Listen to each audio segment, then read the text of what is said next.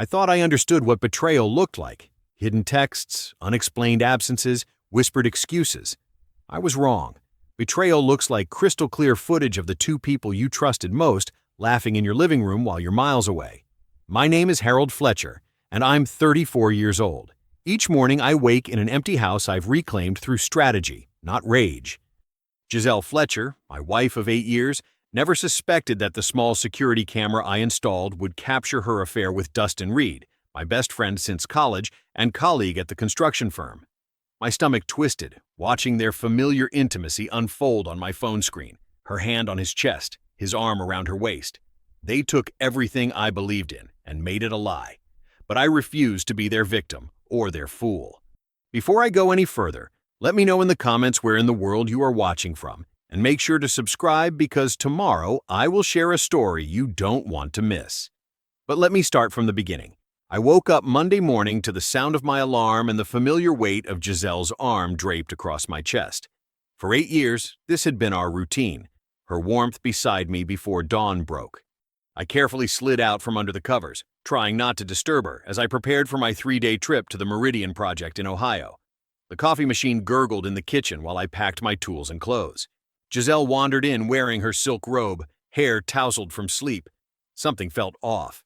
She poured herself coffee without meeting my eyes. "You've got everything?" she asked, her tone flat. I nodded, watching her scroll through her phone. "Should be back Thursday evening. The foundation pour got delayed, and I need to oversee the subcontractors." She hummed, not really listening. When I leaned in to kiss her goodbye, she tilted her face, my lips catching her cheek instead of her mouth. "Drive safe." That half-hearted goodbye stuck with me as I loaded my truck. We'd had our ups and downs like any couple, but lately, the distance felt deliberate. The morning chill followed me as I pulled out of our driveway, catching a glimpse of Giselle through the kitchen window. She wasn't watching me leave. The interstate stretched before me, 5 hours of driving giving me too much time with my thoughts. When had things started to change? 3 months ago? 4? Giselle's texts came later at night. Her calls ended abruptly when I entered the room. Last week, I noticed a new perfume, sharper, more expensive than her usual scent. By midday, I'd reached the Meridian site. The concrete team was waiting, and I threw myself into work. Checking measurements, reviewing plans, and coordinating with the electrical contractor pushed my concerns to the background until lunch. "Your sandwich looks like it killed your dog," Mike said, dropping down beside me on the makeshift bench. Mike had been working with me for 5 years, married for 15. "What's eating you?" I shook my head. "It's nothing. Just, Giselle seems different lately." Mike chuckled. "My wife went through a phase where she only answered in one-word sentences. Turned out she was planning a surprise party." He took a bite of his sandwich. "You're probably just being paranoid. Maybe?"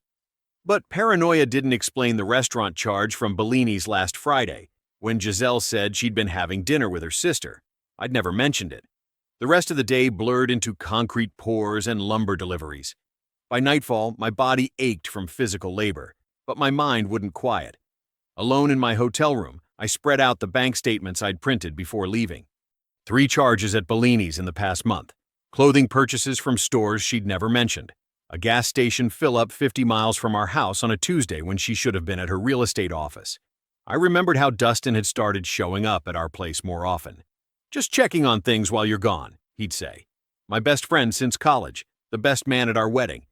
He'd helped replace our kitchen faucet last month, fixed the garage door opener the week before, always when I was away at job sites. I scrubbed a hand over my face.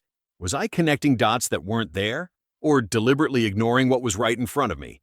My phone buzzed with Giselle's nightly text. "Miss you. House feels empty without you." I stared at those words, trying to believe them. My thumb hovered over our security app. We had a simple system: motion sensors, door alarms, nothing that recorded video. On impulse, I opened a browser and searched for hidden cameras, something small, undetectable. I found one disguised as a smoke detector, wireless, motion activated with cloud storage. The reviews promised easy setup and remote viewing. 2-day shipping wouldn't work. I needed answers now. For an extra fee, it could arrive tomorrow. My hand shook slightly as I entered my credit card information, selecting the express shipping option. The confirmation page showed delivery scheduled for Wednesday morning. Giselle would be at work. Our neighbor Mrs. Keller had a spare key for emergencies. She could let the delivery person place it inside our front door. Tuesday evening, I received the tracking confirmation. The camera would arrive by noon tomorrow. I texted Giselle that work was going well, forcing my words to sound normal, untroubled. She replied with a heart emoji. No text, no questions about my day. I set my phone down, staring at the hotel ceiling. By Thursday, when I returned home, I'd either have proof I was being ridiculous or evidence that my life was built on quicksand. Wednesday morning, I woke before my alarm, adrenaline already pumping through my system. My phone pinged with a delivery notification at 9:47 a.m. The package had been left at my doorstep, not with Mrs. Keller as I'd planned. I called the site manager and told him I'd be in late. Family emergency, not entirely a lie. The drive home took just under an hour. My neighborhood looked peaceful in the morning light, like nothing could possibly be wrong. Our house, the one we'd bought 3 years ago with the wraparound porch and blue shutters Giselle had insisted on, sat quiet and still. The small brown package waited by the front door. I glanced at my watch. 10:52 a.m. Giselle would be at work until at least noon. Plenty of time. Inside, I tore open the package. The camera looked exactly like a small Wi-Fi router, black, unassuming, with tiny ventilation slits where the lens was hidden. The setup instructions were simple enough. I positioned it on the bookshelf in the living room, angled toward the couch and entryway, and plugged it into the outlet behind the end table. Took less than 5 minutes. The app connected instantly. There I was on the feed, standing in my own living room. The picture was crystal clear, the audio sharp enough to pick up the hum of the refrigerator from the kitchen. I was testing different angles when I heard the garage door. My heart slammed against my ribs. Giselle wasn't supposed to be home this early. I quickly moved away from the bookshelf, pretending to sort through mail on the coffee table as she walked in. "Harold, what are you doing home?" Her surprise seemed genuine, but there was something tight in her smile. "Forgot some paperwork." I held up a random folder from the stack. "Thought I'd grab lunch here before heading back. What about you? Slow day at the office?" She set her purse down, not on the hook where it usually went, but on the far side of the couch. "Just came home to change. I have to run some errands this afternoon." She gestured vaguely at her outfit, a simple blouse and skirt. Nothing that needed changing. "Errands, huh?" I kept my voice casual, though my mouth had gone dry. "Just some stuff for the house." She was already heading toward our bedroom. "When are you leaving again?" "After lunch. They need me back tonight for an early pour tomorrow." In the kitchen, I made a sandwich I didn't want, watching as she emerged in jeans and a top I hadn't seen before. She glanced at her phone, then tucked it quickly in her pocket when she noticed me looking. "Well, I should get going." She grabbed her purse, then hesitated. "You'll be gone until Friday, right?" "That's the plan." I took a bite of my sandwich to hide whatever my face might be revealing. She gave me a quick kiss on the cheek, not the lips. When was the last time she'd kissed me on the lips? "Drive safe." I waited until her car disappeared down the street before checking the camera feed again. Everything was working perfectly. Back in my truck, I rehearsed conversations in my head. If I was wrong, if this was all paranoia, how would I explain a hidden camera to my wife? "I thought you were cheating. I didn't trust you." The words themselves would damage us, camera or no camera. Maybe I should just go home and unplug the damn thing. Tell her I'd been feeling insecure. We could talk it through like adults. "You're being ridiculous," I told my reflection in the rearview mirror. But I didn't turn around. That evening, in a different motel room than the one I'd told Giselle about, I obsessively checked the feed. Empty living room, kitchen light left on. The clock in the corner of the screen showed 8:17 p.m., then 9:46 p.m., then 11:23 p.m.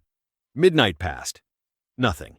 I finally fell asleep with my phone in my hand, the quiet feed lulling me into a false sense of security. See? Nothing to worry about. The buzz of emotion alert jolted me awake at 11:07 a.m. the next morning. Bleary-eyed, I unlocked my phone. The feed loaded, pixels assembling into a nightmare. Dustin stepped into our living room like he owned the place. His jacket dropped casually on my favorite chair. Giselle followed, laughing at something he'd said. "You're terrible," she told him, voice crystal clear through the camera's microphone. He grinned. "That's not what you said yesterday." My stomach lurched. I hit record, watching as he stepped closer to her. His hand slid around her waist. She leaned into him like she used to lean into me. When they kissed, it wasn't quick. It wasn't uncertain. It was familiar. The footage burned into my retinas, time-stamped and undeniable. My throat closed up. The phone trembled in my hand, nearly slipping from my fingers as their kisses deepened and they moved toward the couch. Our couch. The one we'd picked out together. "Not my best friend," I whispered as the screen went black, unable to watch anymore. "Not him." With shaking hands, I opened my laptop and booked the first available flight home, 5:45 a.m., dawn. My key turned in the lock at 7:18 Friday morning. The house was silent, that fake silence when someone's tried too hard to erase their presence. I stepped inside and set my bag down, taking inventory. Everything looked normal, too normal. The living room was spotless, vacuum lines still visible in the carpet. Throw pillows perfectly arranged on the couch, that couch, like some magazine spread. I stood there, staring at the upholstery where my best friend had put his hands on my wife. The fabric looked innocent enough now. Remember when we picked it out? Giselle had bounced on it in the furniture store, declaring it perfect for movie nights. "This is where we'll grow old together," she'd said, curling up in the corner that would become her spot. I'd paid extra for the stain protection, planning for years of use, planning for a future. I checked the hidden camera, still working, untouched. They had no idea. My watch said 7:42 a.m. Giselle wouldn't be home until after 5. I had time to prepare. I showered, changed, and started cleaning the already clean house. Not because it needed it, but because I needed something to do with my hands. I scrubbed surfaces that gleamed, organized drawers that were perfectly ordered. The mindless work kept me from collapsing under the weight of what I knew. By evening, I'd transferred the video to a flash drive.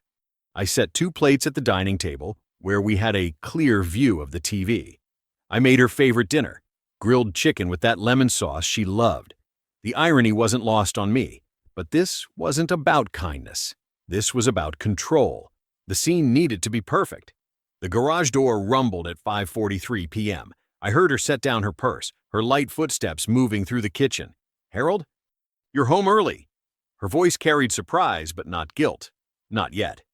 "In the dining room," I called back, my voice steadier than I felt. She appeared in the doorway, fresh from what must have been a quick shower. Her hair was still damp, skin flushed. "Getting ready for him again?" "What's all this?" she asked, eyeing the place settings. "I didn't know you'd be home tonight." "Clearly." I pulled out her chair. "Sit down. We need to watch something." Her face stiffened.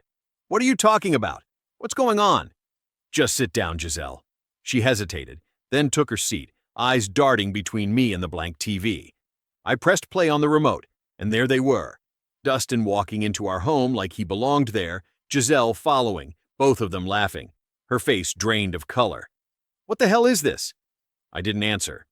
The sound of their voices filled the room, their words damning them both. When they started kissing on screen, she lunged for the remote. I held it out of reach. "Turn that off," she hissed. "This is disgusting. You're spying on me now?" "You're cheating on me in my house," I replied evenly. "Pick your moral ground." She stood up, hands trembling.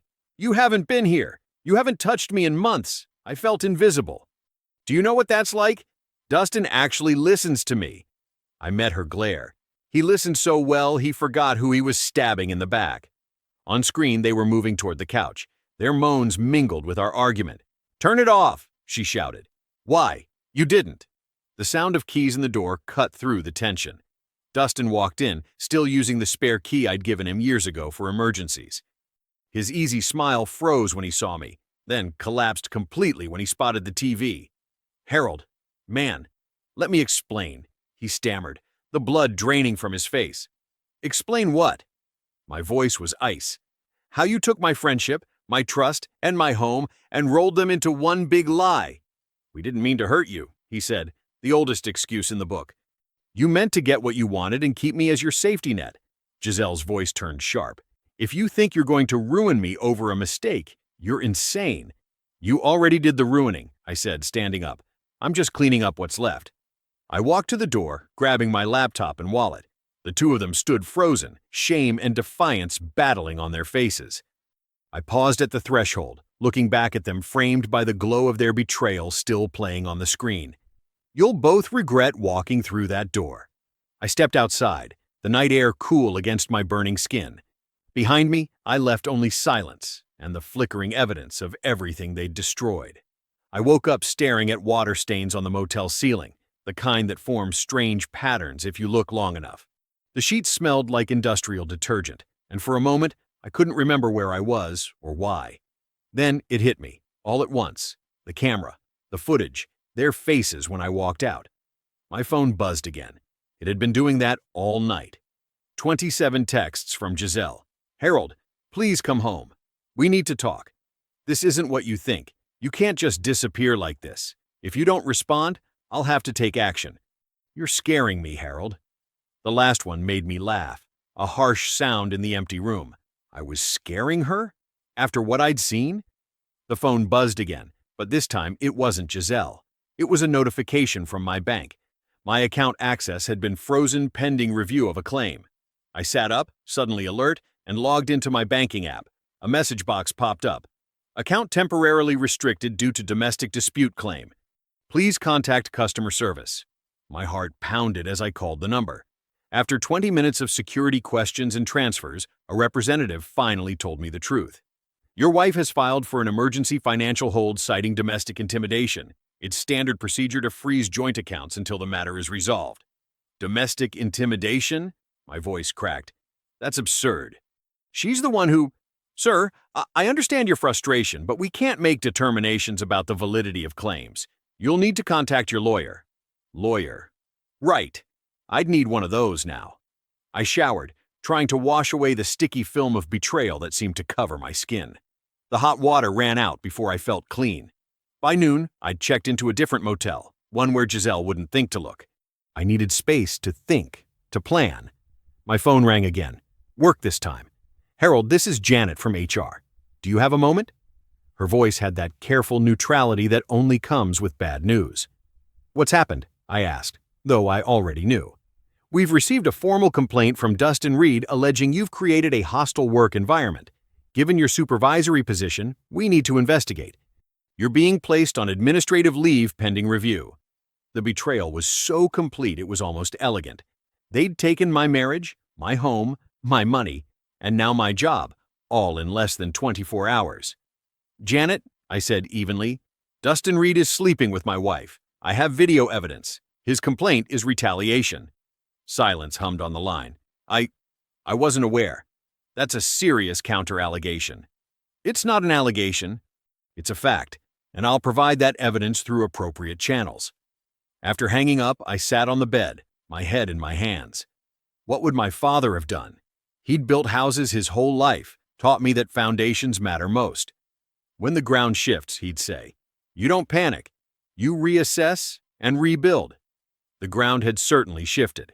I called Mark from accounting. We'd played poker together for years. "I need a good divorce lawyer," I told him. "Someone who doesn't flinch." 2 hours later, I was sitting across from Alicia Park in her downtown office. Her desk was immaculate, not a paper out of place. She had sharp eyes that missed nothing. "Tell me everything," she said. "Start with the video." I did. I told her about the distance that had grown between Giselle and me, the suspicions, the camera. I told her about Dustin, my friend since we'd worked construction summers in college.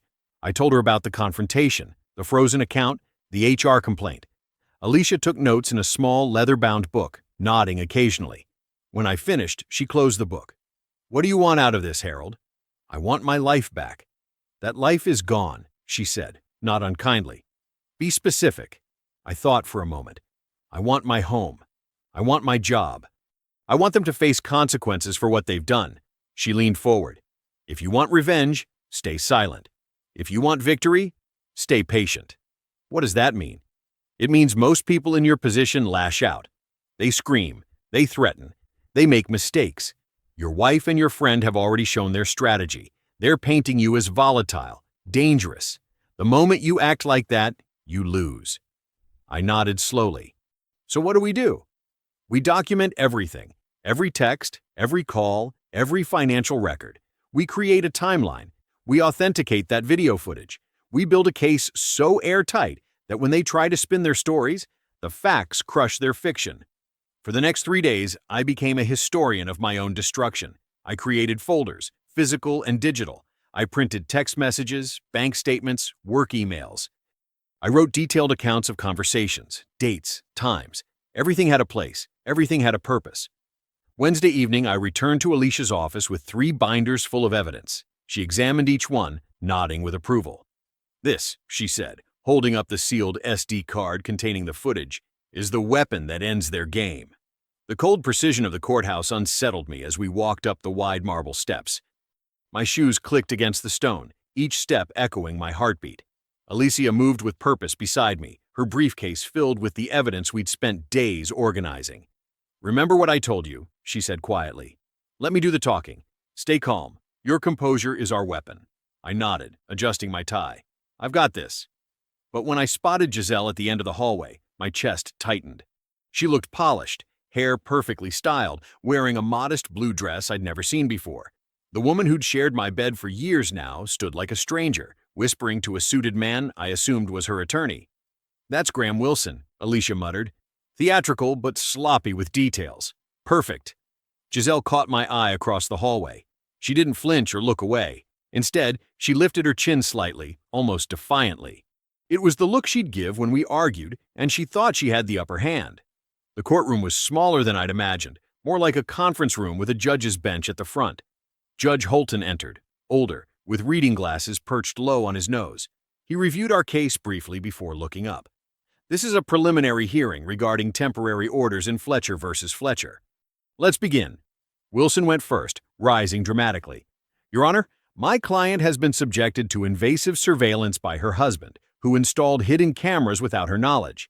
He's monitored her movements, controlled their finances, and created an atmosphere of intimidation. We're seeking exclusive use of the marital home and temporary spousal support." I could feel heat rising in my face, but Alicia's hand lightly touched my arm. "Stay calm." When Alicia stood, she carried none of Wilson's theater. "Your Honor, we have evidence directly contradicting every claim made. First, regarding the camera Mr. Fletcher installed." She produced documentation of the purchase. This was a standard home security device, purchased after Mr. Fletcher noticed unusual charges on joint credit cards and suspicious activity in their home. She handed the judge a folder. "These are bank statements showing Mrs. Fletcher withdrew over $12,000 from joint accounts without discussion, coinciding with restaurant charges for establishments Mr. Fletcher never visited." The judge flipped through the pages methodically while Wilson whispered urgently to Giselle. "As for financial control," Alicia continued, "Mr. Fletcher's name was removed from their joint checking account on this date." She pointed to a document. "Without his knowledge or consent, the day after confronting his wife about her infidelity." Wilson interrupted. "Your Honor, the manner in which Mr. Fletcher obtained his so-called evidence is invasive and possibly illegal." "The camera was in his own home, Mr. Wilson," Judge Holton said evenly. "That's hardly the legal issue you're suggesting." Alicia then produced the certified forensic analysis.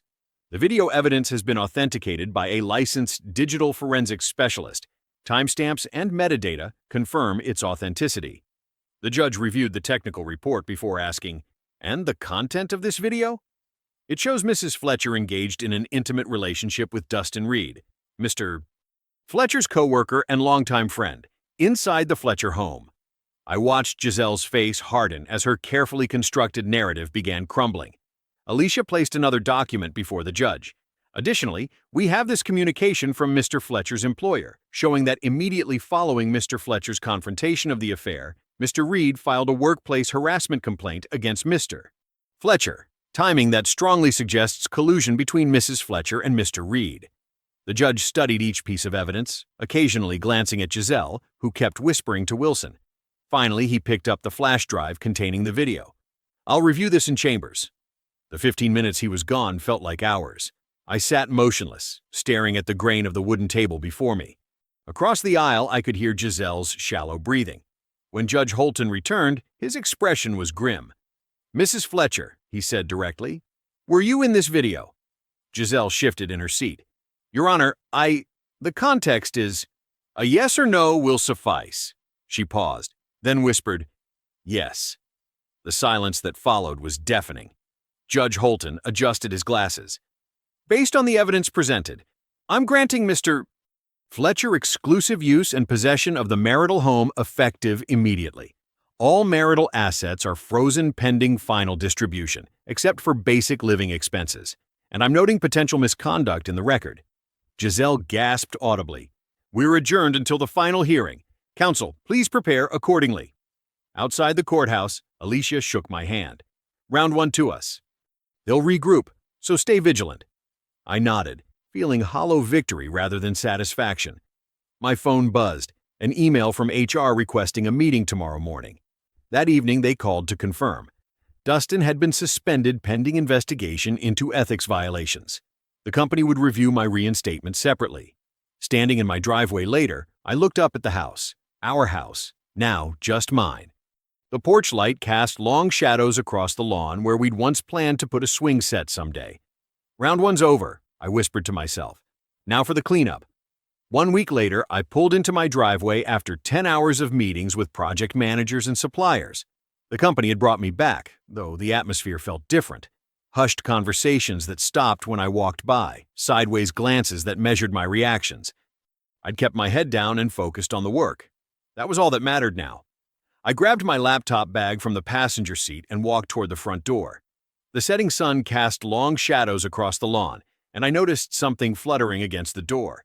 As I got closer, I saw it, a white envelope taped at eye level. My stomach dropped before I even touched it.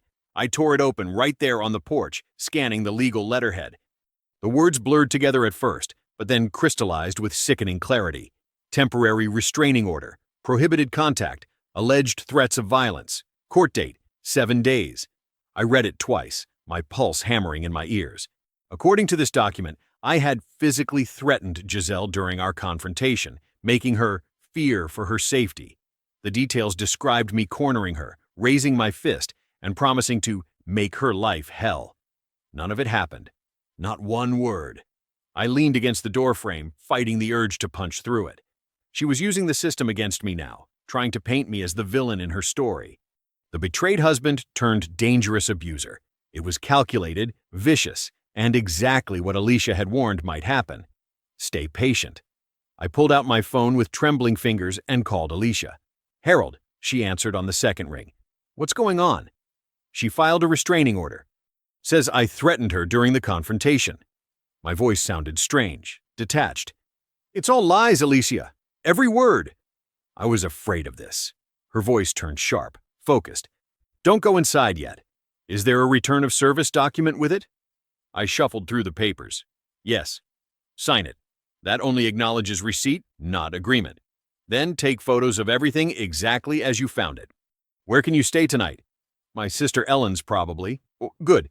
Go there after you gather some essentials. Don't contact Giselle. No texts, no calls, nothing. I'm filing an emergency motion to dispute this first thing tomorrow. I followed her instructions mechanically, packing clothes and toiletries while documenting everything with my phone. The house I'd fought to keep was suddenly off limits. The injustice of it burned in my chest. At Ellen's apartment that night, I sat at her kitchen table explaining everything while she made coffee. She's desperate, Ellen said, setting a mug in front of me. People do crazy things when they're losing. I just don't understand how she can lie like this. Under oath. Ellen squeezed my shoulder. Because she thinks no one can prove she's lying. That was it. The key. Proof. I needed concrete evidence that her claims were fabricated. The next morning, Alicia called.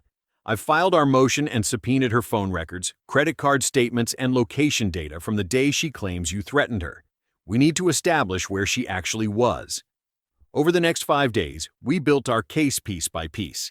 Giselle's phone records showed her location at a spa across town during the hours she claimed I was threatening her. Credit card receipts confirmed a massage and facial. Most damning of all, Alicia tracked down Giselle's friend who'd been with her that day. She's willing to testify, Alicia told me. Says she can't be part of this lie. I documented everything during those days. Every call, every text, every detail that proved my innocence. I took photographs of the untouched living room where she claimed I'd cornered her. I compiled witness statements from neighbors who heard nothing unusual that day. The morning of the hearing arrived cloudy and cold. I met Alicia outside the courthouse, both of us carrying folders thick with evidence. Ready? She asked. I nodded. More than ready. Inside, Giselle sat with her attorney, her expression practiced and solemn. She'd worn minimal makeup, her hair pulled back simply, the picture of a frightened woman. When our eyes met, hers narrowed slightly before she quickly looked away. Judge Holton entered, reviewing the case briefly before addressing Giselle's attorney. Counsel, present your case. Her attorney described a confrontation that never happened, painting me as volatile and dangerous. Giselle dabbed at her eyes while he spoke. When Alicia's turn came, she was surgical. Your Honor, we have conclusive evidence that Mrs. Fletcher was not even present at the time she claims this confrontation occurred. She presented the phone records showing Giselle's location, the time-stamped spa receipts, and sworn statements from both the spa employee and Giselle's friend. Alicia then called the friend to testify. The young woman nervously explained how Giselle had called her after the restraining order was granted, laughing about how she would teach Harold what happens when you try to take everything. I watched Giselle's face drain of color as her friend testified. When all evidence was presented, Judge Holton removed his reading glasses and stared directly at Giselle. Mrs. Fletcher, fabricating testimony is perjury. His voice was low but carried throughout the courtroom. This court takes false allegations extremely seriously, particularly when they involve abuse claims that damage reputations and waste judicial resources. I exhaled slowly, my shoulders releasing tension I hadn't realized I was carrying. Vindicated, but not finished. 2 days after the hearing, I sat in my truck outside Mercer's Diner, watching rain streak across the windshield. My hands gripped the steering wheel, though the engine was off. I'd agreed to this meeting against Alicia's advice. Nothing good comes from confrontation at this stage, she'd warned, but some things needed saying face to face. Dustin's blue sedan pulled into the lot, parking 3 spaces away. He sat there for almost a minute before getting out, shoulders hunched against the drizzle. I watched him in my rear view, the man who'd been my best friend since we were 20, who'd stood beside me at my wedding, who'd helped me build the deck where he later kissed my wife. I stepped out into the rain. We didn't go inside the diner. This wasn't a conversation for public consumption. Instead, we stood in the space between our vehicles, the pavement dark and slick beneath our feet. Dustin looked terrible. His eyes were shadowed, his normally neat appearance disheveled. He'd lost weight. Good. Thanks for meeting me, he said, his voice quieter than I remembered. I just nodded, waiting. Look, Harold. He ran a hand through his damp hair. This whole thing went way too far. I never meant for any of this to happen. The rain intensified slightly, tapping against the metal roofs of our vehicles. She got in my head, man. Giselle has a way of making you think you're the only one who understands her, that she needs rescuing. He looked at me, seeking some sign of sympathy. She manipulated both of us. I remembered summer cookouts, Thanksgiving dinners, the time I stayed up all night helping Dustin prepare for a job interview, the one that got him hired at my company. The memory tasted bitter. You knew exactly what you were doing, I said evenly. He flinched as if I'd raised my hand to him. I trusted you in my home. You sat at my table. You borrowed my tools. The words came out measured, each one deliberate. And you used all of that as cover. I fucked up. I know that. His eyes darted to the ground, then back to my face. But Harold, it wasn't just physical. She made it sound like you were this controlling asshole, that you deserved it. Something in me went very still. And you believed that? After 15 years of friendship?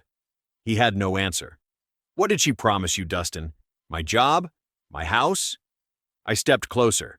Or was it just the thrill of taking something that belonged to someone else? Rain dripped from his hair as he shook his head. It wasn't like that. Not at first.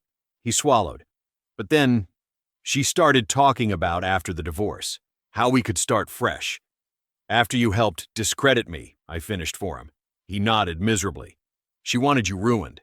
Said if you fought the divorce, we needed leverage. The parking lot lights flickered on as dusk settled around us.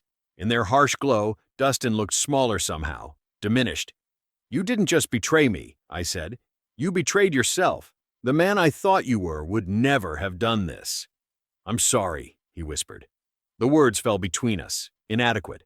I looked at him for a long moment, this stranger wearing my friend's face. You know what the worst part is? I would have helped you with anything. If you needed money, a place to stay, whatever. That's what friends do. I shook my head slowly. But you couldn't even respect my home. He had no defense, and I had nothing more to say. I turned and walked back to my truck. Harold, he called after me. What happens now? I paused with my hand on the door handle. Now you live with what you've done. Just like I have to. I drove home through streets washed clean by rain, feeling lighter somehow. Not healed, not yet. but unburdened by one weight at least. That evening, as I stood on my porch watching the sunset break through thinning clouds, my phone rang. Alicia Park. "Just got word from HR," she said without preamble. "Dustin's been officially terminated for gross misconduct. They're also noting ethical violations in his employment record." "Thank you for everything," I said, watching the golden light fade from the sky.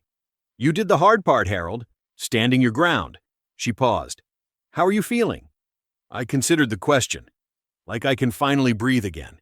After we hung up, I stayed on the porch until dusk deepened into evening. The air felt clean, still.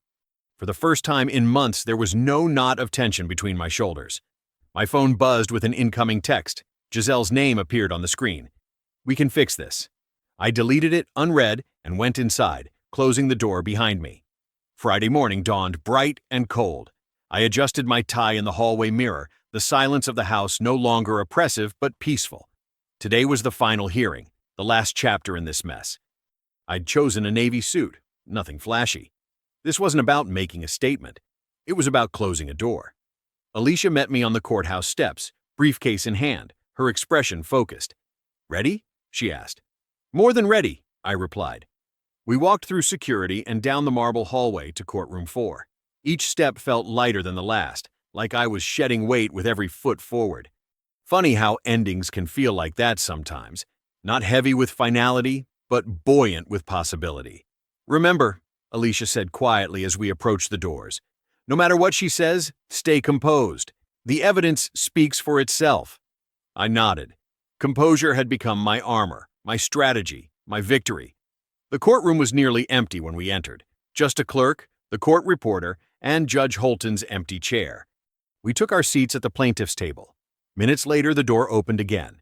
Giselle walked in with her attorney, a man who looked nearly as tired as she did. She'd lost weight. Her clothes, once perfectly tailored, hung slightly loose on her frame. Her eyes, when they briefly met mine, held none of the fire I remembered. Just a subdued defiance, like embers refusing to die completely. "All rise," called the clerk, as Judge Holton entered. The proceedings began with formalities, case numbers, names, dates, the mundane architecture of dismantling a marriage. I focused on a spot on the wall just above the judge's head, letting the legal language wash over me. When it was time for final statements, Alicia rose. Her voice filled the room, clear and methodical. "Your Honor, the evidence before the court establishes a clear pattern of misconduct by the respondent." She outlined everything.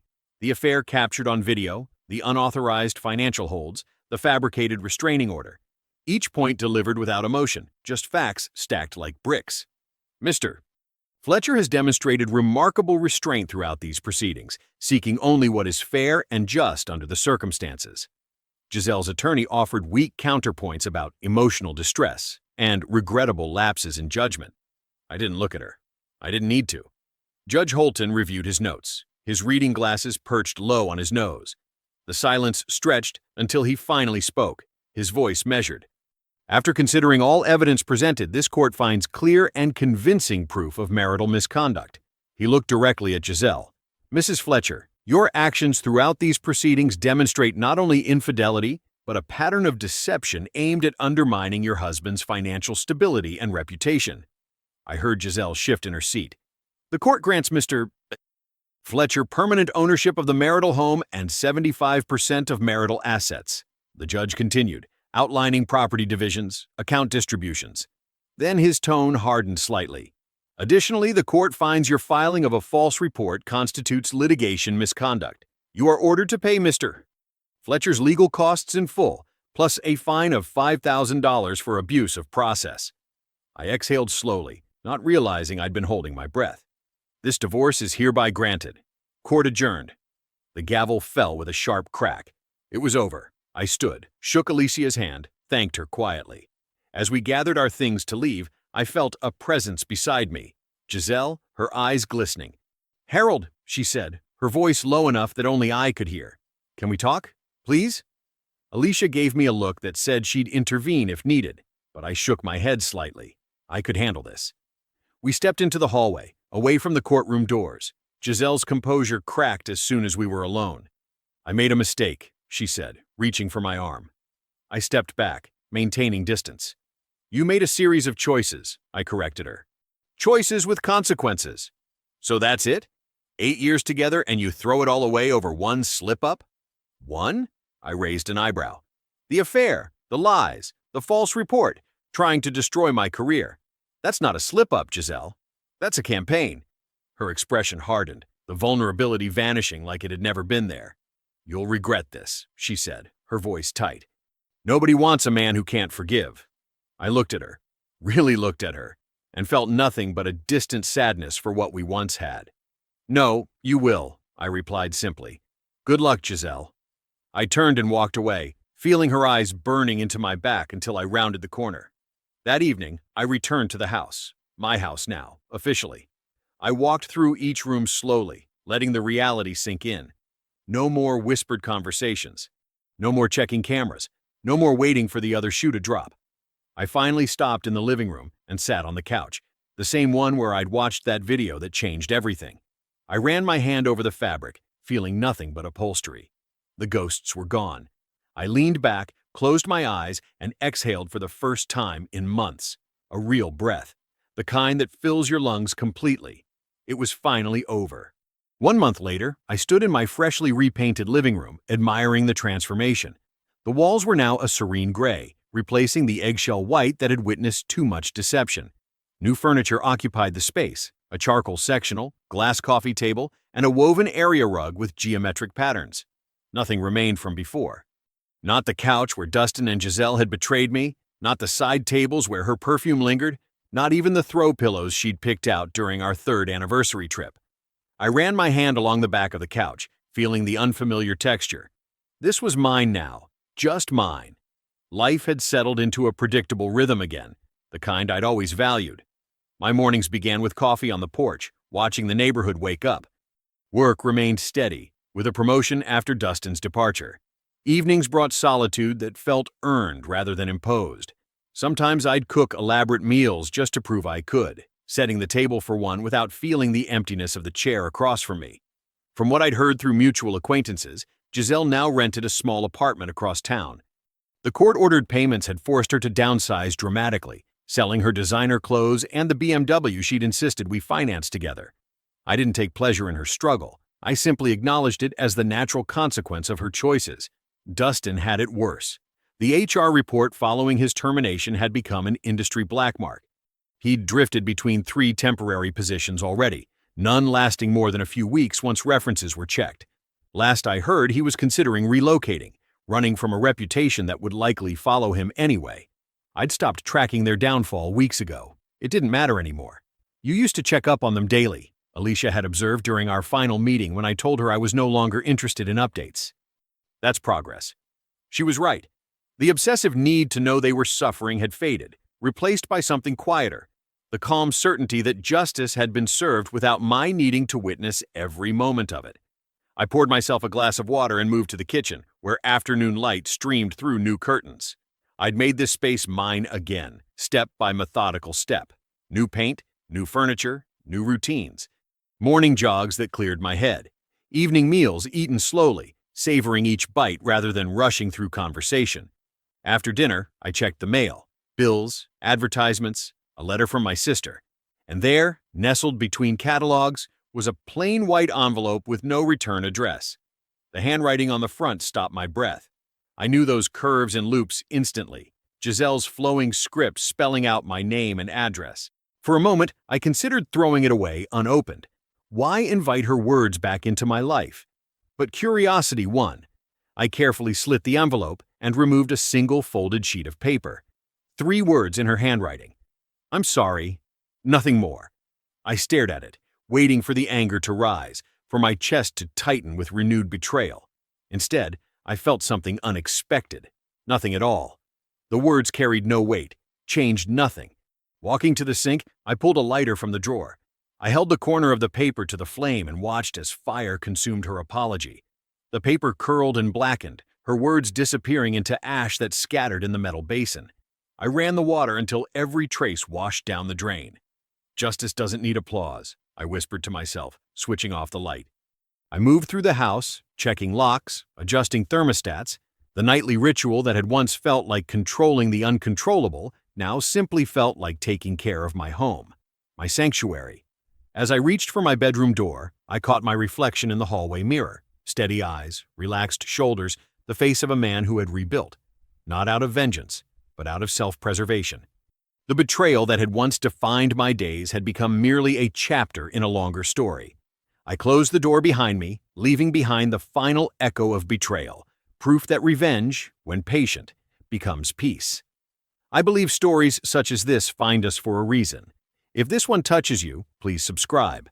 I share a new one every day. In the meantime, there are 2 stories on the screen that are even better.